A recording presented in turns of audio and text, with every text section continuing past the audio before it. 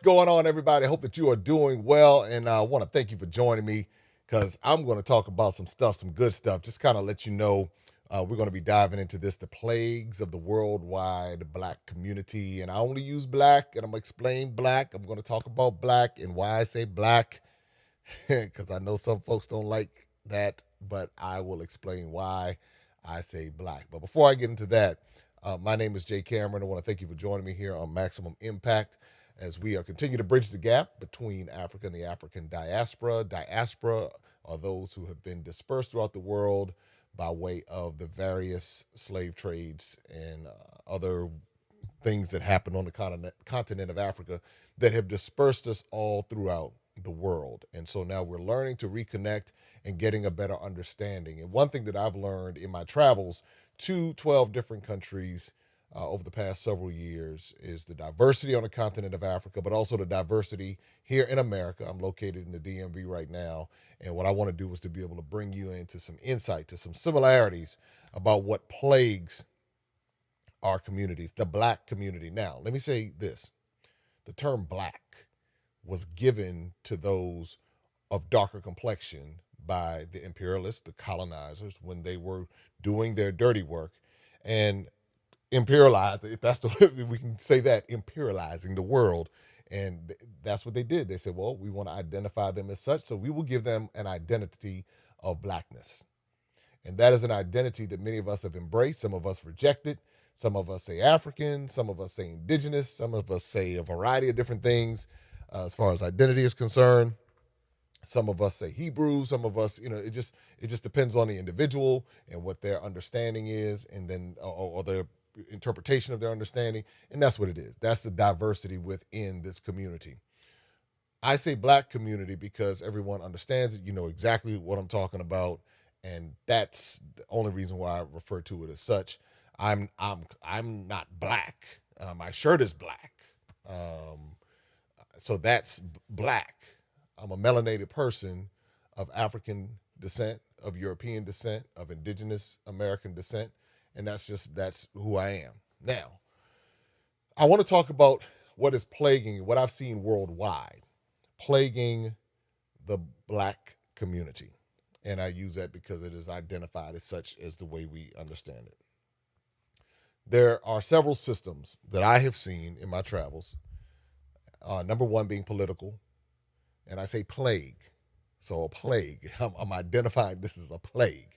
Educational plague, religious plague, diet plague, and then entertainment plague. I'm not going to get into all of those today. I'll give you enough.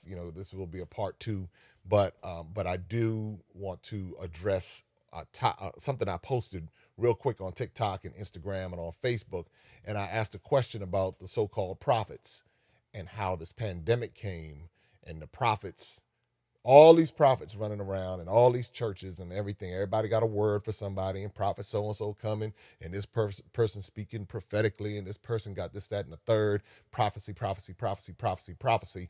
But somehow, only a few were able to call this one. Now, just real quick, my background, I got 25 years in the church world. I've done everything in the church. So I'm not a church rookie. I understand the scriptures, and I've heard all types of doctrines and everything over the years. So I'm not somebody who's not versed in that particular culture and the different things that you can hear. You can hear just as diverse as the black community is. That's the religious world, the black church and all of that is just in the white evangelicals and whatever else, the Mormons and the Jehovah Witnesses and the Seventh-day Adventists and named Catholics, just as diverse, all of that going on. So I'm going to come to that in a second. I do want to talk about, before we get to that, the first system that I mentioned was the political system. The political system for the black community is a plague that most people don't even realize is a plague. Now, helping you to understand the context of this, being almost a half century old, I'm not a rookie to life. I've lived through the Carter, no, let me go back, Nixon. Let me go back that far. I was alive from Nixon to Biden. So I go through all the presidents, Ford, Carter, Reagan, Bush, Clinton, Bush. Is that right? Obama, Trump. Who am I missing? I feel like I'm missing somebody. Biden. Anyway, so I've been around for all those presidents, and I've been alive long enough to know my great grandparents, one set of great grandparents, to have had conversations with them. If they were still alive today, they would be like 120 years old, or older, maybe over 130 years old. My grandmother, my grandfather would be in his hundreds, and my grandmother would be in she'd be 100 next year. My father, if he were alive, he would be 90 this year. So this just kind of puts us in perspective. I've seen a few things in my life, into my 40s, I should say it like that, and barely holding on to them. So with that, I've never been one for joining clubs and organizations and groups and all of that stuff. You're not going to see my name as up until recently, honestly. I wasn't one for being a part of groups and that type of thing. I grew up an only child. I'm one of 11 of my father's children. I am my mother's only child. I preface all of this to say that I've always been very philosophical because I've had a lot of time to just kind of think to myself. I grew up an only child. There are things and questions that I had throughout life that people didn't have answers for. And so through these years, I've been able to just kind of look and observe and see cycles and patterns. I've seen generations. I've watched people be born. I'm watching them have children. And now I'm to the point of watching some of their children get ready to have children. So that's the cycle that I've seen. So when I talk about the political system, one of the things that I've observed in my life is that, and let me be very clear, this is not to be critical of the black community. It's not, I'm not sitting there like, oh, I'm just railing on the black community. Anything I do is designed to help. And for those who have the ability to hear what I'm saying and understand what I'm saying and process it with a critical thought mindset, to be able to stop and think, let me take my emotion out of it. Let me take this out of it. And let me just think for a second. Let me just hear what this brother's saying. Then you'll be able to get something out of it. But if you're already ready to have an answer for what I'm going to say and not listen to what I'm saying, then you will miss everything that I'm saying. And it'll be to your detriment because you'll miss the very point that I'm trying to make. And that's a condition that I see in our community. We're ready to answer something without fully listening to the context of what I'm saying. And that's why I give the background to the context, because if you hear the context, then you'll be able to pick up some other things. And there's no need to be on defense, because if you just listen, it might make sense. But that's, again, when I talk about the plagues of the black community, the worldwide black community, for so many of us, we jump to the defense without fully listening to what's being said. So that's what I would encourage you to do, because you'll be able to get a better context. So now, when it's come to the political system, when I was a child, I grew up, and my grandfather, he would always say, well, the Democrats, Jimmy Carter and the Democrats. And that was the deal. So I was indoctrinated with a Democratic party, that there for black people, this is what it's supposed to be.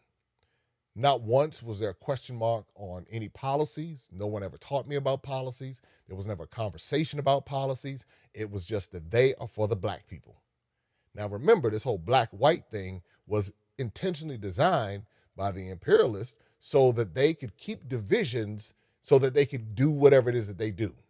Now, nobody explained that to me. I had to live a little while. I had to study, had to read and research and kind of look at patterns to see that this whole black-white thing is not something that ever was happening on the continent of Africa among those who were indigenous to Africa. I mean, they were given the name African too, just so y'all know. But it was, so that wasn't even a part of their culture. Even to this day, this whole black-white thing was not a part of the culture in Africa. It's when that imperialism came along, which was designed to be able to dominate and take over, well, you had to find divisions. And so that's where we have this whole black-white thing. And so when it came to American politics, it was, we the black people are disadvantaged. We the black people are exploited. We the black people are abused and traumatized. We the black people are victims of these white people. That's how I was indoctrinated from the beginning of my life. And not that some of that is not true.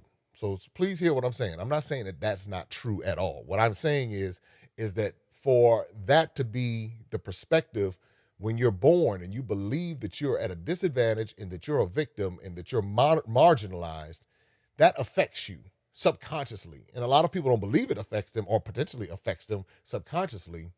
They live long enough. Again, you live long enough, you find it out. So when it comes to the political systems ingrained with Democrats have my back. Democrats are good.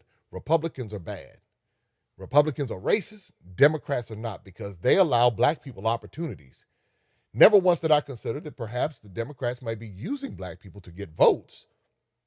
It might offer a little token here, a little token there, a little this, a little that, and to appease. And then never did I consider that the leaders that we had, some of the leaders that we had in our quote unquote black community might have been paid off. Never crossed my mind, because I was told as a child that the politicians were good, the preachers were good, the teachers were good. If they looked like us, they were good, and don't question. Never as a child was I challenged to have critical thought. Now, love my grandparents, love my mother, love my great-grandparents, all of that. But never was I challenged to sit down and say, Jay, look at the world. Why do you think it's like this? I was told to go to school, get good grades, come home, play football, play sports, watch a little TV, eat some food, get up and do it all over again, get good grades, and so hopefully you go out in the world and do something with yourself. And that was the general system that I was in. So when it came to the politics, one of the things that I saw as a conditioning over the years is that we don't hold our own accountable because we are addicted to blackness without understanding the layers of blackness. If it's black, then it's black. It must be good. So we're not even going to deal with the layers of black betrayal, white manipulation, the whole thing, the whole black-white thing, the whole black paper bag, brown paper bag test that nobody seems to want to talk about anymore because they're ashamed of it within their organizations, and everybody, we don't talk about that no more, but it's still affecting people. The mindset's still there, but we don't talk about that no more. So those types of things, that was never, I've in my life, I don't see where that was a part of the culture. Another part of it is that we've been trained like dogs to not hold each other accountable unless we want to sue each other for some money. So if there's some money involved, we will overthrow each other's governments. We will sue each other. We will do all these different things. And this is what I've seen culturally. I know it's not everybody, but I'm just saying culturally, this is what I've seen. Blackness goes out the window if enough money comes on the table. Enough money comes on the table, man, forget blackness, man. We ain't no blackness here. This is what it is. I got to go get mine, and it is what it is. And that's a tactic that's been used for hundreds and hundreds and hundreds and hundreds and hundreds of years, maybe even thousands. The other thing is, any perceived position of authority, we were trained like dogs not to question or to make poor excuses for. So we come up with the yeah buts. You got the black mayors, you have the black city council, you have the black school board, you have the black police officers, you have everybody black, but everything stays the same. And so the black person who's been trained like a dog not to think says, well, that's okay. There's a reason for that. Well, what's the reason? We voted them in. We voted them in to do a job. They get paid $300,000 a year, $400,000, $500,000 a year, $70,000 a year. And so you're telling me that they're not supposed to do their job and we're supposed to be okay with it just because they're black? That is a mindset. I'm trying to tell you, that is a strong mindset, not just in America, but also from what I've seen in many parts of Africa. It's like, okay, it doesn't matter. We got this, we're not going to hold. Now, I'll say this. There's some young folks who are rising up and saying, man, to hell with that. We're going to rock the boat. We're going to work the middle, and we're going to change all kinds of positions. That's what we're going to do. So I'm inspired when I see that. But when I see folks like my age and older, and they come with that dumb talk, and I'm just like, wow, this is like insane. This is like craziness. What are we talking about here? But that's how we were trained. We were trained like dogs to not question perceived positions of authority and to make excuses for them. Yeah, but you see, this, it's like, no, if you're in position, then these are things we're voting you in for to make sure that our interests are taken care of. But I've seen it time and time again. In the culture that I grew up in, all you had to do was give somebody a turkey, a summer job, or whatever, and nobody even questions anything. Everybody cool with it. Everybody, okay, you gave me a job, you gave me a turkey, and that's it. But the system stays the same. The educational system stays the same. Just the overall way things operate, the socioeconomic system stays the same for generations. And then everybody wants to blame. I'm blaming Donald Trump, and I'm blaming George Bush, and I'm blaming the Republicans. But your entire city is run by Democrats. But somehow the Republicans are to blame. Then why even vote these people in if they have no power to change? So this is a plague that's in the worldwide black community, because the same thing happens in African countries. They vote these puppet presidents and all these other people in. They get their rocks off because they see the people and they like the people, but they don't realize that these people are controlled by the Commonwealth and the colonizing entities to do exactly what they've been told to do. So now, again, I know some people don't like to hear this. Some people get nervous. Some people got an excuse for it. But this is what I've observed in almost a half century. And I said, for me, I cannot sit back and just say nothing and do nothing and watch another generation grow up with that same mentality that I grew up with. And it's not that it was all bad, but what I'm saying is that same mentality, we put our children in these same piss poor school systems. Great teachers, may have some great teachers in there, but the system is what bogs them down. And then we say they need education. Well, what education are we giving them? Books. Okay, so they got a book here and there. They got A's and B's. Okay, so, all right. So, but do they know how to think? Do they know how to analyze systems? Do they know how to break things down and ask questions? Or do we train them not to ask questions? Do we tell them, no, don't ask, don't do that, you're going to get in trouble. Nope, nope. When I was talking to Kingsley the other day, and he talked about how he had to speak up on the job, and he ended up getting paid because he opened his mouth, but the other people on the job were trained to keep quiet and don't say anything. That's a plague. That's a problem. And it has to go to the individual level, because when an individual begins to think, that changes the family. We're waiting for the politicians to change. We're waiting for the preachers to change and the teachers and everybody else to change. That's not going to happen. It's going to have to be on an individual level. And when individuals change, that's when things change.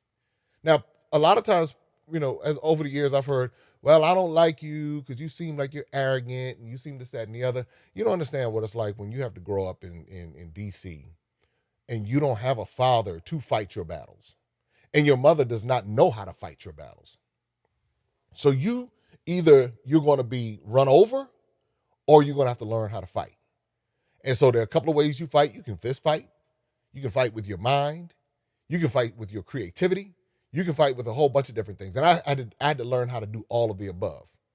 And so I had to tell somebody, well, I'm not going to apologize for who I am, because if I did not learn how to fight, if I did not learn how to communicate and articulate, if I didn't learn how to be strategic, if I didn't learn how to understand systems, then people would have been able to run over me my entire life.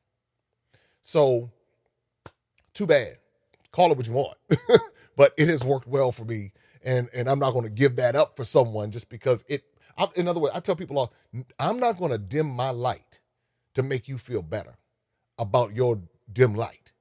If anything, I'm going to shine my light bright, and hopefully it will inspire you. And I hope other people who have light to shine will shine it so it will inspire others. Some people, it will rub the wrong way because it'll be too bright for them and they won't be able to handle it. Other people, they say, wow, now I can see, now I can make some moves, now I can do some different things. And so I say that for the person out there who's around people who will try to bring them down and try to, oh man, you too happy all the time. I remember somebody said, man, you too happy. What's wrong? You need to be like, I was like, hey, I'm just happy. This is how it's going to be. talking about these plagues.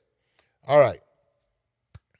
Another thing I tell people all the time, I don't make poor excuses. I look to support black-owned business. I look to.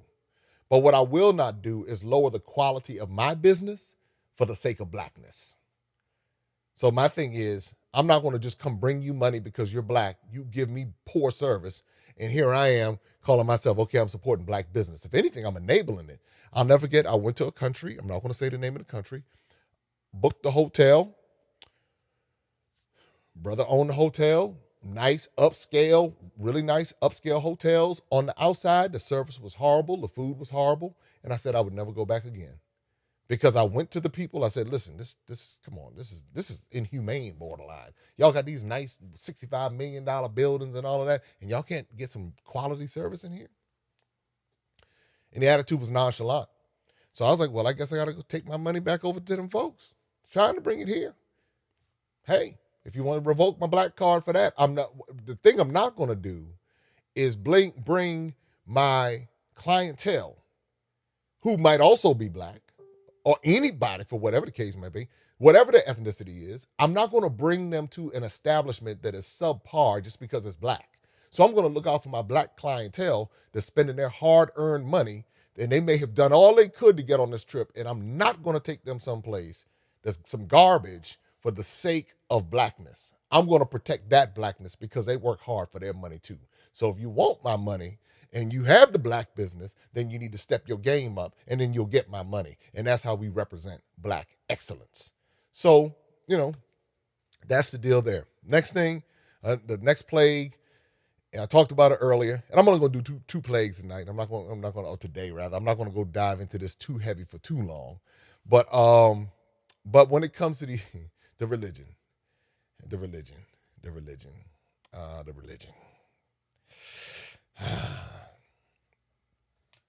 I love God. I love all of what has transpired in my life. And I've spent 25 years in that world. People do not like when you start talking about this stuff, but it's to their own detriment. To ignore what I'm about to say, or to tune out what I'm about to say, or to already have an answer for what I'm about to say is to your own detriment. Because, again, I've done this for 25 years. I've done it longer than some of y'all pastors been alive, been around, been seen. So all of that. So what I'm saying is, please hear what I'm saying, because it might save your spiritual life. So the question I had with this whole pandemic, and I just want to elaborate on a little bit. I had a 56-second clip on TikTok and Instagram and Facebook. But I asked the question, I said, with all of these so-called prophets and all of these different people running around talking about, I got a word for you, God is telling me to tell you, I see in the spirit, I see all of that going on. I see this, that, and the third. I see this. God is telling me. With all of those people running around, all of these different thousands and thousands of church services, probably millions of church services around the world, why is it only a few? Since they're so tapped into God,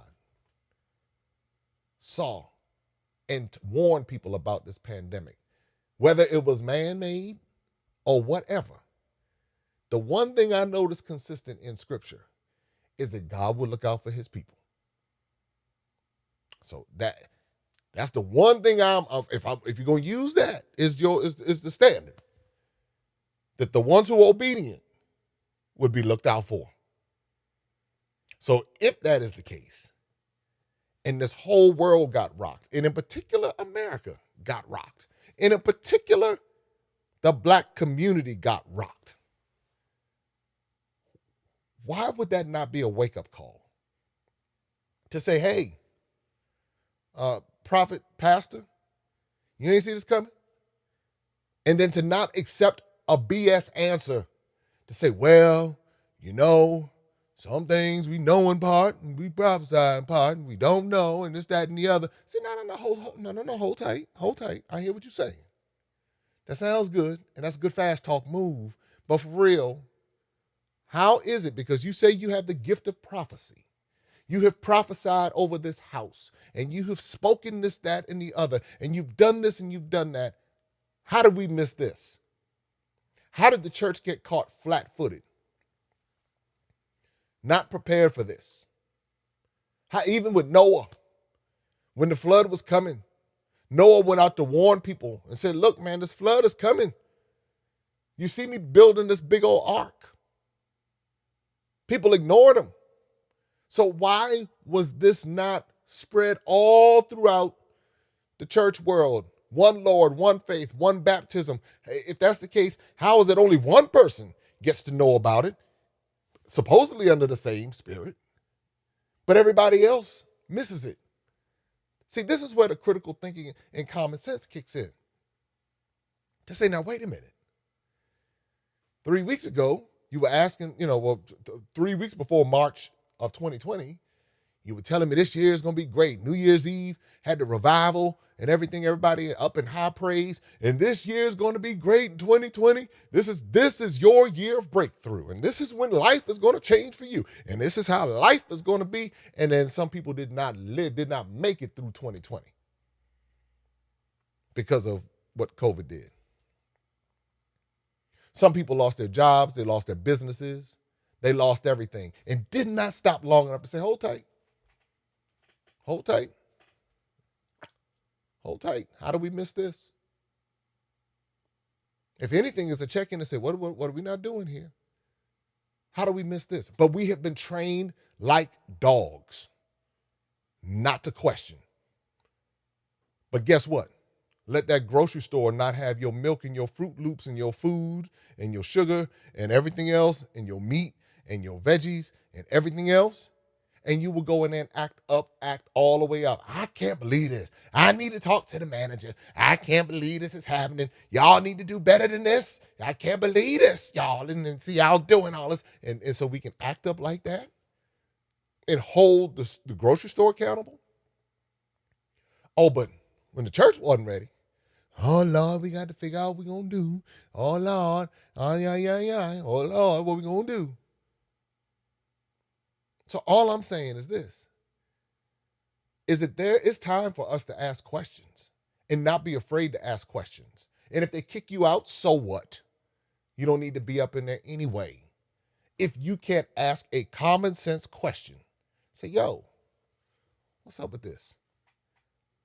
The reason why I call it a plague is because it's infected people to the point where people are literally not hearing what I'm saying right now, not hearing a word of what I'm saying and ready to defend insolent behavior, ready to defend it, ready to figure out a way to use the scriptures to try to convince me that something is okay with that. And people are ready to get back into that same system, that same cycle, that same impotent cycle that left them stranded or caught flat-footed.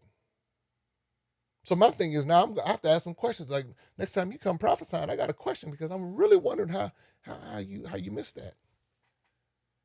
Now, for those who didn't miss it, it would seem to me like that would be the place that has credibility. And I'm not talking about some vague, oh, I hear that there's sickness coming upon the land. It's some sickness is coming upon the land. It's somebody, no. There's sickness upon the land all the time. But I'm talking about the person who is bringing the serious, say, listen, there is a major disease coming upon us going to shut down the world for 2 years. And you want to make sure you get your house in order, as Dottie people said. You want to make sure that you start preparing because that you have extra resources, that you begin to make these different moves because this disease is coming. Now, doom and gloom, people say, oh, no, it's not going to ever happen. I get it. But for the person who did say it, and if we're just going to use Noah as an example, well, when the flood came, people were believers then. But how come there were so few people? That's my point. So few. I know Bishop so-and-so said it over there in North Carolina.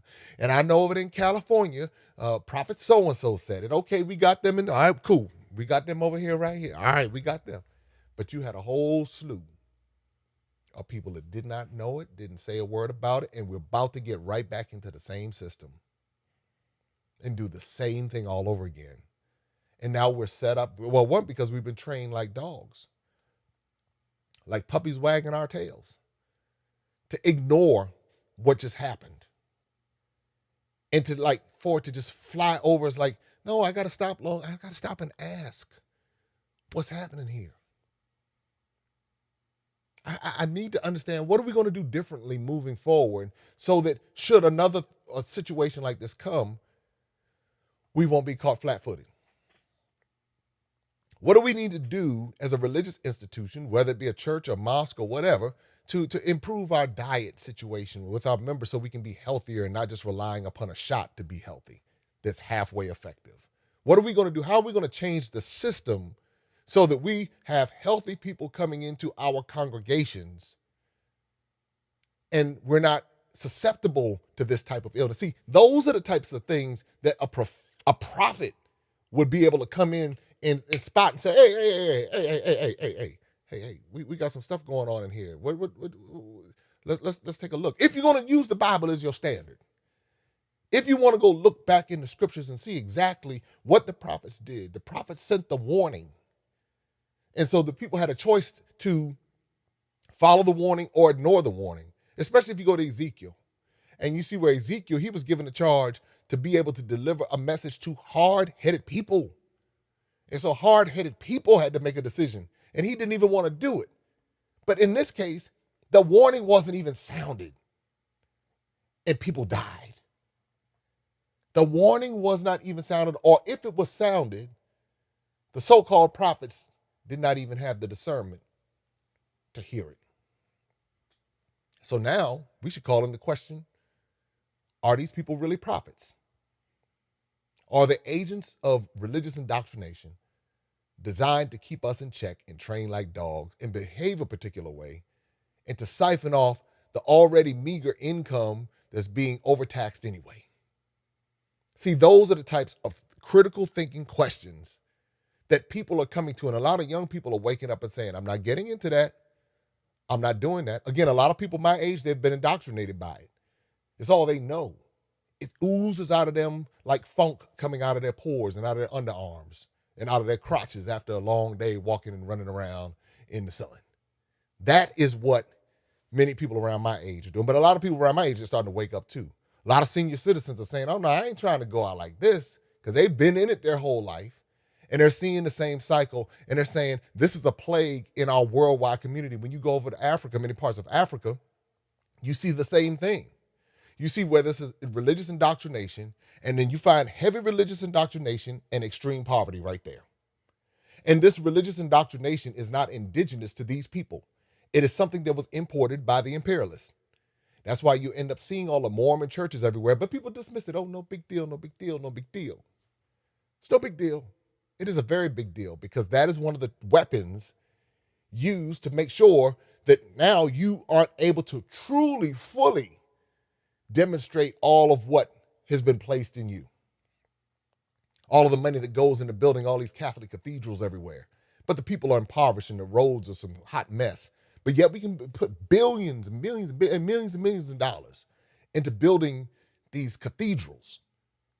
And the people are like, trained like dogs. I got to support that. Instead of saying, nah, Jack, no. We need to support these schools and these hospitals. Before you're going to fly to London and you're going to fly to America, you can heal yourself, but I can't do that. I don't have that luxury, because I'm taking my pennies together so you can build a cathedral to white Jesus. You know, those types of things, when people and people are waking up to this stuff, but they do this stuff in America. You have the hood and you got people struggling, trying to eat, trying to put food on their tables, but somehow they go in and somebody convinces them, you got to give, just like the lady in the Bible, she gave her last dime, and that's how she was blessed. And then you see people out here who won't do that, have plenty of resources, children going to the schools they want to go to, children healthy, children grow up, have families, live their lives. Oh, the wealth of the wicked is stored up for the just. Well, who's to say that you're not the wicked? See, those types of things, that's what I'm saying, this indoctrination, this is a plague. And I spent 25 years, not quite that dumbed down with it, but dumbed down enough to where I wasted 25 years doing it. I'll say that much. So I can say that. I look back and I say, good God, what was I thinking? But sometimes you got to go through that in order to wake up. And then when you wake up, you say, wow, let me ask this question right here. My thing is this, because I know for people who are heavily religious, this might rub you the wrong way. And that's not what my goal is. My goal is not to rub you the wrong way. My goal is I want us to be better. I watch my family live in that cycle, and that's all they had. So they might not have even known to teach me to think critically. They just might have, they were doing what they were doing. They were 2 steps away from slavery. So they weren't that far. We thinking, that was a long time ago. Like, okay, you think it was that long ago if you want to. You had a system in place. You had a system in place in America that was in place for 400 years. But here on this part of the world, on the other side of the Atlantic, it was in place for more than 500 years. And so you think it's gone in 50 years? You think it's just, whoop, that's it? 50 years, all of that damage, all that psychological damage and trauma just went away. And so our grandparents were just healed. And they they didn't have any residual effect from that. Come on now. Redlining, predatory lending schemes. They build their businesses, get burned down, torn down, stolen. All of that, Tulsa. I mean, you look at this, they build their business, and then they build a highway right through the community as by way of eminent domain to destroy it. They they flood out communities to where these communities are underground. I'm underwater now. And so that is just to be ignored. See, when people don't stop long enough to just use common sense and say some of this stuff, okay, if it's wicked and it's spiritual and all of that, then we need to identify that as such. But sometimes the wickedness is not coming from outside. Sometimes the wickedness is coming from inside. And I'm not talking about other black people. I'm talking about sometimes it's inside of us. But when you've been religified, then you can't even see that. It's like, no, I'm holy, I'm righteous, I'm good.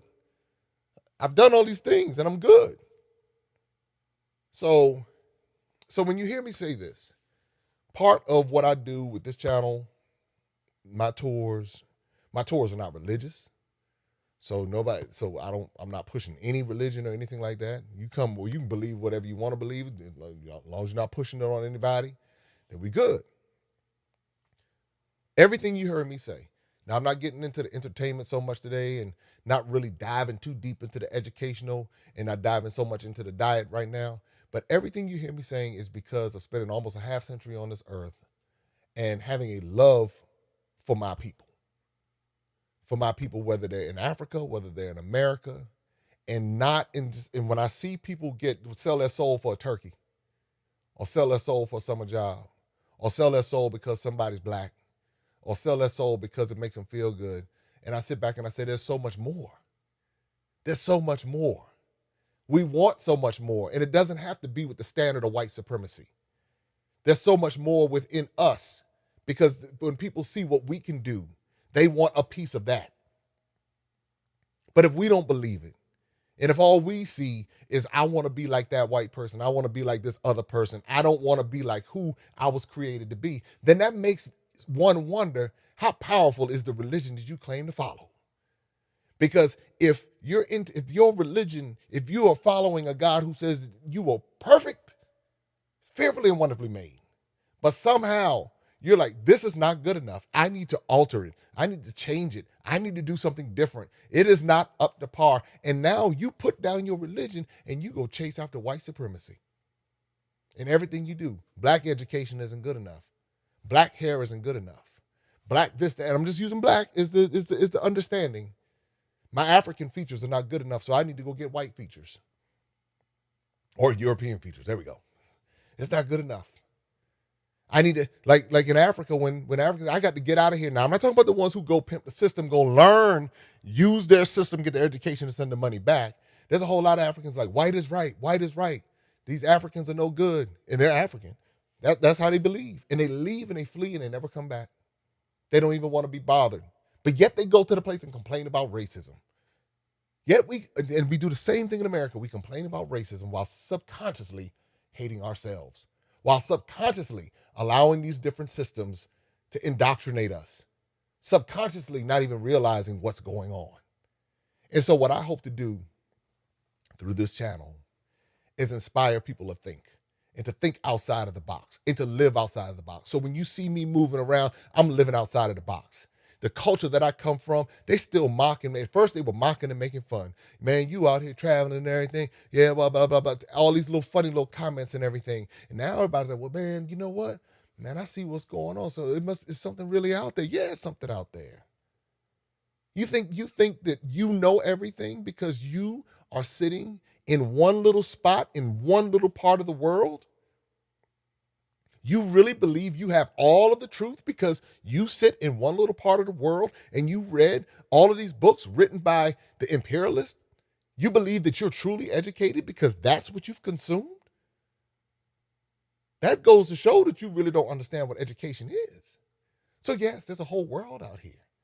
So you're going, and I understand because I used to do it too. I would stand, yes, this is what it is. I read a couple books. Yes, now I can come up here and tell you. But it's nothing like being on the ground and talking to the people. It's nothing like me going to Savannah, Georgia, and sitting down there and talking to Sister Pat. Let me tell you something. Ooh, I just get I feel my beard started jumping just now. Sitting there with Sister Pat.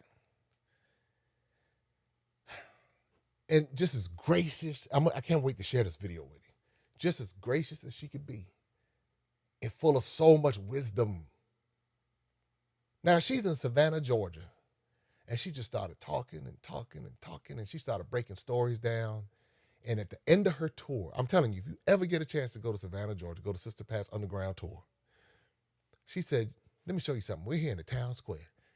And she got this little accent. It's like got a little Gullah Geechee, but it got a little something else going on with it. I think she grew up somewhere else. She got a little accent. It's just wonderful. So she said, you see that building right there? Yeah. Well, that bank right there, and that bank right there, and this right bank over here, and this bank over here, they all did this and built this on the backs of those who were enslaved. And she was able to point all around the square right there in Savannah. And it helped me understand the depths of it.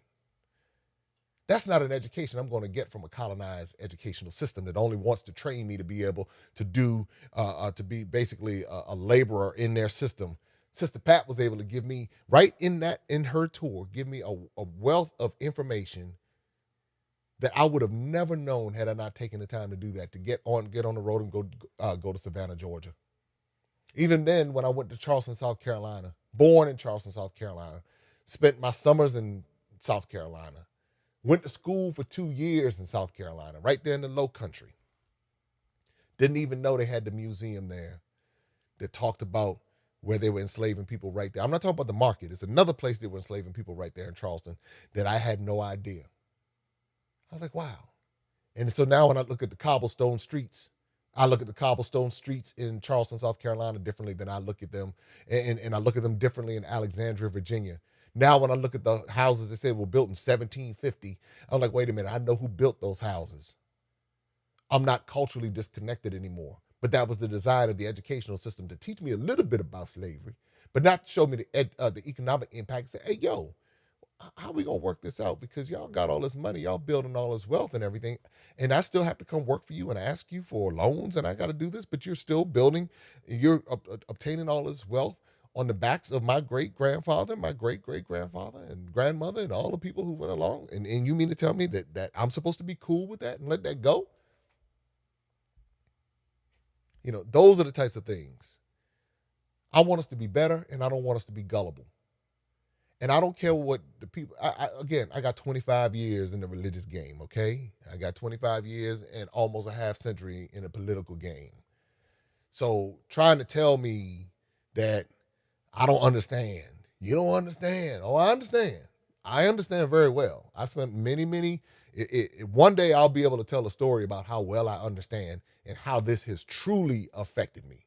It's a major, when you come to terms and you come to the realization that much of what you have been taught has so many flaws and so many errors in it, it calls into question everything. It calls into question your teachers. It calls into question the systems, because now you can say, wait a minute. So you mean to tell me that this is what they did to do this, and then you see it manifest in your family? That does something. I mean, it's a different kind of trauma. And a lot of people are dealing with that because they're having to reckon with, wait a minute. Y'all been playing this game real devious for a while. And it's not just white folks, it's black folks in it too. Because it's so easy to do. Because people don't question. And if you raise children up in it, they don't question. They raise their children up in it and they don't question. And it's like, oh man. And the one thing I tell my sons, I apologize to them. I said, sons, I apologize for sending y'all to that white evangelical so-called Christian school. I said, I apologize. I said, because I didn't know any better, and I was listening to I was following a bunch of Negroes, and they were sending all the uppity Negroes, and they were all sending their children to that school too, and we probably all thought we were doing good. Had some great teachers over the years, but the system was white evangelical. The system is where, when we paid our tuition each month, it went into the hands of the white system. I said, there's a problem, and I apologize. Because now when I look, now they learned the things that they learned from me and their mother. They learned the simple fact how to survive, and how to. And when I say hustle, I'm not talking about negative hustle. They have that in them. They know how to get some things done. But as impotent as that school is, and as unqualified as the school is, it did not deserve to get the money that I spent over these years. But I have to own that. But I'm also able to tell my son, hey, look, this is the deal. And even my daughter, when she was going to the little school over there, I was thinking, well, we're going to put them in a good Christian education. But we were putting them in colonized white Christian education. That people, even the director told me when he was there, we're the same age, he said that he had to fight to get a Black History program. It didn't dawn on me, maybe 10 years ago when we had this conversation, it didn't dawn on me, it wasn't that long ago, maybe about 7 years ago, it didn't dawn on me the fact that I'm spending my money at the school. But the way that people do it is this is how we've been conditioned, that we don't even challenge it. And you want to know when the challenge came down? This is when I told them, I said, you know what? I don't give a rat's you know what. I don't care what. Y'all can talk that church crazy religious talk all you want. When I discovered that their mascot was a racist mascot, at that point it didn't matter. Because I said, well, this is how it's going to go down. Y'all don't have to change the mascot. You don't have to. But I'll let everybody know in this city. And this was right when the Washington football team was in the process of getting rid of the Redskins, and then now they're the Commanders and all of that. COVID jumped off, and there was no mercy at this point, because y'all collecting all these black people money in Prince George's County, Maryland. And most of these people don't know because the school system isn't going to teach them what this mascot means. So the people are not going to know what it means. So they're just going to keep writing their checks because they're thinking their children going to good quality Christian education. And then you know how uppity Negroes are. Yes, my child goes to private school. He goes to private school. So yes, right. Well, by Woodmore. That's the uppity Negro thing we got going on too. That's a totally different conversation. But they got rid of that mascot. And they got I saw one place where it's still on the gym, but it got off their website and everything. I went over to the gym and they got on their field because it claimed it would cost them a lot of money and they don't have the financial capacity to do it. It was a major step because people couldn't believe that it was done. But guess where all of this comes from? From education outside of the system. I would have never thought twice about it until I started doing my homework.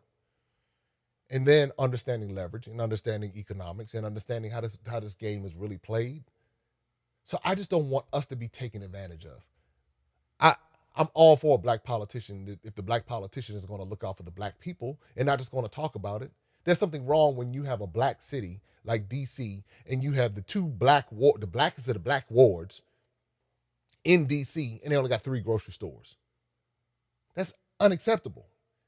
But somehow we would make an excuse for it and say, oh, we got a sister as the mayor and everything. I don't care if we got a sister. I don't care what we got. If the people are not being taken care of, if there are people hungry in that city, then what good is that sister being in office?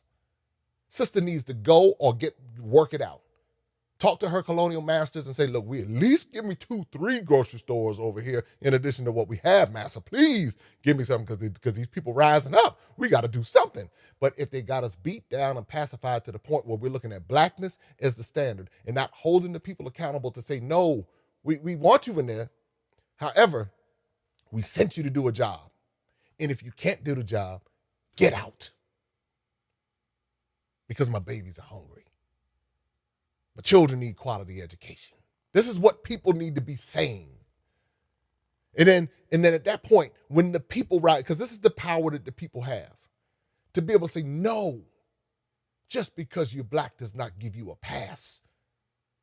It does not give you a pass. If anything, we shouldn't even have to ask you to do certain things. But again, we've been trained like dogs. So all I'm saying is this. The plagues of the worldwide black community, what I've seen wherever I go, transcends the borders. And the way we break this down is through education. That's why when you share this, somebody else will see it. They might not like it, but they can never say they didn't hear it. They can never say somebody didn't say, oh, you know what? Let me think about this. I just want us to be better. I don't want us to be gullible. And I want us to think. And I want us to think outside of a religious mind. I want us to use the brain that God gave us to think. And to say, wow, treat it the same way you treat it on your job. If your job didn't pay you or didn't do something right or the standard wasn't up to par, you'd be ready to file a grievance. But when it comes to religion, oh, there's no problem. I ain't going to say nothing. I ain't worried about it. It's going to be all right. God's going to work it out by mine. He's going to work it out. Then he's going to work it out if you let him. And we go right back to the same system. Then how come our children can't have? And how come this can't happen? And how come? And I'm trying to figure out. And Donald Trump. We got to do better. The plagues. This is one of the reasons why I have tours. To give us exposure. That's why I do it. So yeah, I like to go to the countries and everything. I like people to go and see, but I want exposure for our community and our people to be able to see it. And I like them to have nice quality experiences, not bootleg, cheap experiences, that people try to throw together and treat. It's like oftentimes we treat our own people like trash because we're trying to make some money off of them. My thing is this. Hey, I have no problem with making money, but I'm also going to give you the experience of a lifetime. I'm also going to make sure that you're well taken care of because I want you to see what black excellence looks like or African excellence looks like or indigenous excellence looks like or whatever you want to call it, excellence looks like where we can represent this in this particular way. And so that's what you see happening. So every time you see me take a video, I'm not thinking just about myself. I'm thinking, how can I share this with the rest of the world? How can somebody else see this and their narrative change? When I take you to Zanzibar and wow, I'm looking at waters. I never knew Zanzibar had that going on. Wow, they don't look scared at all. They're having a great time out there. Wow, I thought that it was just terrible over there in Africa. Wow, look, those people are having a great time. That's what's going on here. That's what you see. And so when I write I wrote this as a labor of love. When I write these books, I sit down and I say, wow, how can I teach? I'm thinking about generations long after I depart this earth. Somebody can now take this and say, we're bridging the gap. That's what that logo means right there on both sides. Because I have no problem embracing both. There's no either or for me. And I have no problem being a bridge to help people see.